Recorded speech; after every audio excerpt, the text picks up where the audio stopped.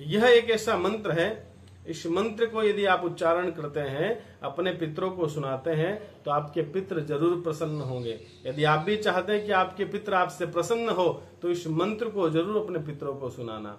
जब भी आप भोजन कराए, अपने पितरों का पूजन करें, श्राद्ध पक्ष में, पितृ पक्ष में अपने पितरों को अपने घर भोजन कराते समय इस मंत्र को जरूर उच्चारण करना। कौन सा मंत्र है आप स्क्रीन पर देख रहे हैं, तो आइए इस मंत्र को हम पढ़ते हैं। ओम देवताभ्य पितृभ्यश्च महायोगेभ्य एव च नमः स्वधाय स्वहाय नित्यमेव नमो नमः। इस मंत्र को आप अपने पितरों को सुनाना। इस मंत्र को सुनने से आपके पितृ बड़े प्रसन्न होंगे। यह अमृत मंत्र है। इस मंत्र का प्रयोग यदि आप अपने घर पर रोज भी करते हैं, तो आपके घर से लक्ष्मी कभी भी नहीं जाएगी, हमेशा आपके घर में लक्ष्मी का निवास बना रहेगा। इसलिए भी आप इस मंत्र का उच्चारण कर सकते हैं। राधे राधे।